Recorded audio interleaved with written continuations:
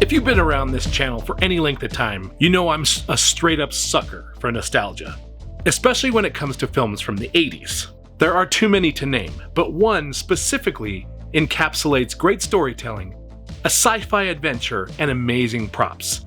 That movie? Back to the Future. Great Scott. Of course, the DeLorean time machine from this film is arguably one of the best movie props of all time in my opinion. Sadly, that's not the project today. However, the item that makes time travel possible is. This is what makes time travel possible. The Flux Capacitor. The Flux Capacitor. That's right, my good friend Kelly Stern from Props and Villainy approached me with the idea of this challenge. Why not open this custom build up to any universe that you could fit this iconic prop in? So we asked the community to join us in a challenge to build a custom Flux Capacitor that fits into your desired universe, and the community did not disappoint. So today in the Smuggler's Room, we'll share all of these makers' creative visions as we build our own Flux Capacitor in honor of Back to the Future.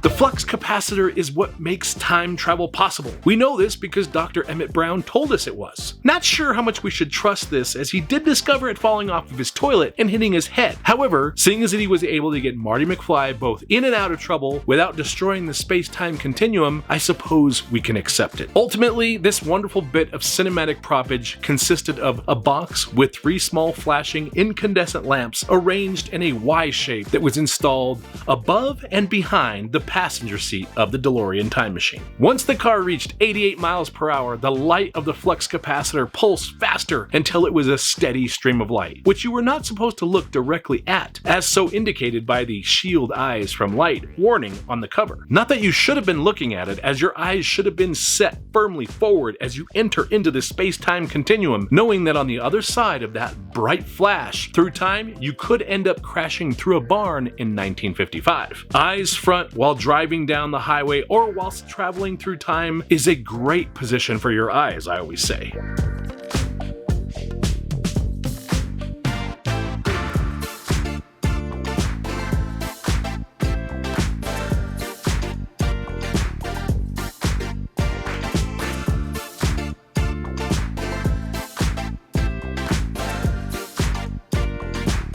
Wait a minute, Chris. Are you telling me that you made a time machine out of an Atari 2600?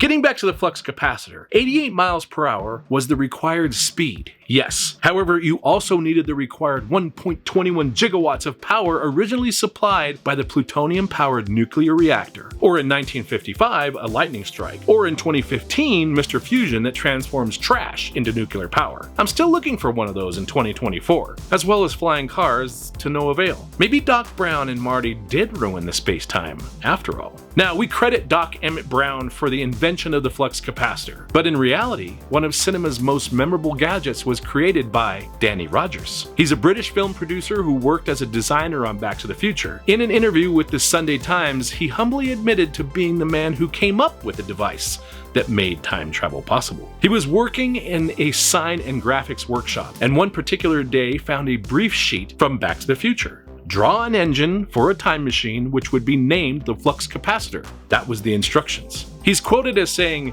"This was meant to have been devised by a lunatic, sketched roughly." So that's what he did. After several sketches, he was happy with the Y that was flipped upside down, and the flux capacitor was born. A simple artist sketch being paid a gig in 1984 has since become cinematic history. I love that kind of stuff, the simple truth behind the lore, knowing that at the time the films like these were made and props were created, the people creating and working on them rarely, if ever, thought they were making something that would have such a lasting impression.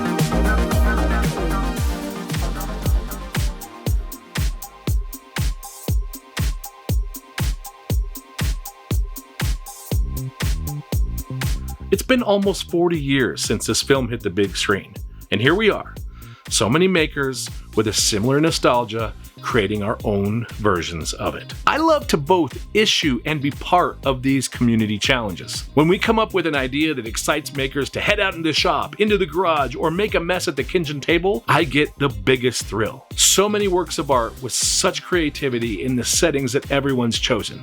Many of you that submitted your project had stories too to go along with them, which is great. However, I will say it is so much fun to see them and be able to visualize a story without being even told what it is. As soon as Kelly suggested the challenge, and by the way, he is a madman and finished his build within hours of agreeing to do this because the man is a wizard at making things. Alright, here's my flux capacitor, portable, weighs a lot. It's like an old electrical timer box. Customized inside, got the flux. Bought this on Etsy, so I don't want to do the wiring. Also has sound. Wait a minute, Doc. Are you telling me that you built a time machine out of a DeLorean? But as soon as he suggested, I was certain that many of you would build your own. What I find most fascinating is that you have such creativity in your variations of the build. The thrill is seeing all these different approaches, styles, mix of materials. It's not just that you set them in different themes, it's the variation in scales and storytelling that you chose. I just love it, guys. And I love that we get to share your builds with anyone out there that wants to see them. So thank you.